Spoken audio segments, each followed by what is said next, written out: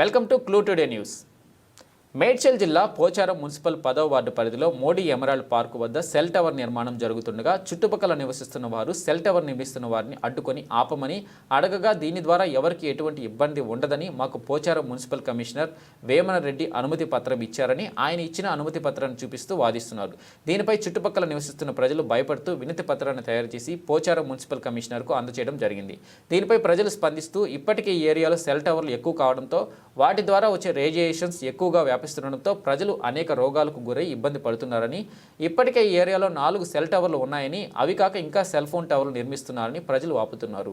దీనిపై అధికారులు ప్రజాప్రతినిధులు స్పందించి ఈటి టవర్లను నిలిపివేసి ప్రజల ప్రాణాలతో చెలగాటమాడుతూ సెల్ ఫోన్ టవర్లు నిర్మిస్తున్న వారిపై కఠినమైన చర్యలు తీసుకొని ప్రజలు అనారోగ్యాలకు గురికాకుండా చూడాలని ప్రజలు కోరుతున్నారు. ఇటు టవర్లపై ప్రభుత్వ అధికారులు చర్యలు తీసుకోకుంటే పోచారం మున్సిపల్ కార్యాలయం ముందు ధర్నాకు దిగుతామని ప్రజలు హెచ్చరించడం జరిగింది.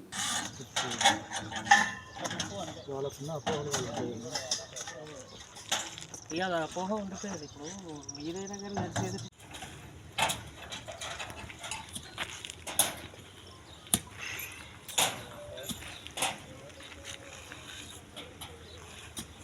లేదు.